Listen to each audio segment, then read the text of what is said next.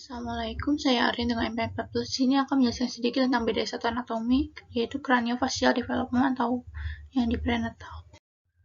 Nah, di sini ada perkembangan kepala, leher, dan wajah, di mana embriologi wajah ini kan diawali dengan perkembangan kepala, leher, wajah. Nah, pada perkembangannya itu terbentuk lengkung brachialis atau lengkung faring. Satu lengkung ini terlihat di minggu keempat, kelima, dan lengkung faringnya ini tidak ikut membentuk leher, tapi berperan dalam pembentukan kepala. Kemudian di akhir minggu keempat, di bagian pusat wajah terbentuk oleh stomodeum yang dikelilingi oleh first arch, dan ketika janin berusia 4,5 minggu, terlihat 5 tonjolan mesenkim.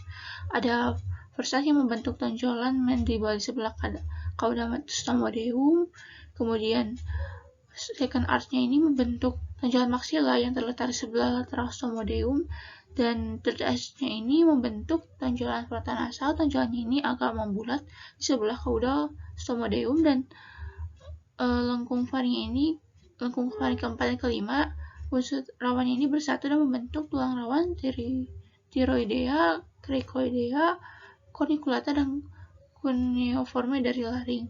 Kemudian pada perkembangan yang lebih lanjut, tulang rawan Meckel menghilang kecuali dua bagian, yang masing-masing ini membentuk incus dan malleus. Kemudian mesenkim prominensia maxillaris selanjutnya membentuk premaxilla, maxilla, ozygomaticus, dan bagian os temporalis melalui pendulangan membranosa.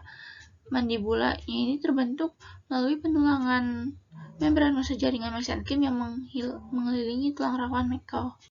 Nah, di sini ada perkembangan yang tadi yang first arch, second arch, dan yang ini lebih jelas.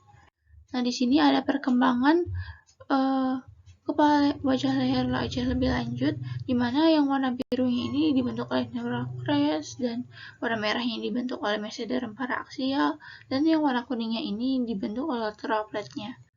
Pada akhir minggu keempatnya ini mulai tampak tonjolan-tonjolan yang dibentuk oleh mesenkim yang berasal dari crista neuralis, terutama dibentuk oleh pasangan lengkung faring pertama. Kemudian tonjolan maksila terletak di sebelah lateral stomodeum, dan tonjolan mandibulanya ini terletak di sebelah caudal stomodeum. Kemudian prominensia frontonasalis dibentuk oleh proliferasi mesenkim yang terletak di sebelah ventral vesikel otak, yaitu tepi atas stomodeum. Kemudian di sisi kanan dan kiri prominensia frontonasalis muncul penebalan dari ektoderm permukaan, yaitu plakoda nasal atau olfaktorius, oleh pengaruh induksi bagian ventral otak depan. Kemudian selama minggu kelima, plakoda hidung mengalami invaginasi membentuk lubang hidung, dan plakoda hidung ini membentuk suatu rigi jaringan yang mengelilingi masing-masing lubang dan membentuk tonjolan hidung. Kemudian tonjolan yang berada di tepi luar hidung, yaitu tonjolan hidung lateral, dan di tepi dalamnya itu tonjolan hidung medial. Kemudian celah di antara tonjolan hidung medial dan maksial menghilang lalu bersatu.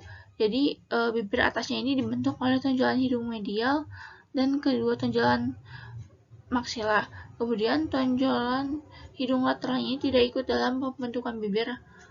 Hidung lateralnya tidak ikut dalam pembentukan bibir atas. Lalu bibir bawah dan rahang bawah ini dibentuk oleh tonjolan mandibula yang menyatu di garis tengah. Dan untuk aspek frontal wajahnya, jadi embrio yang berusia 7 minggu, tonjolan maksilanya ini bersatu dengan tonjolan medial. Kemudian di embrio yang berusia 10 minggu, mula-mula si tonjolan maksilanya ini dan tonjolan hidung lateralnya ini terpisah oleh alur nasolacrimal.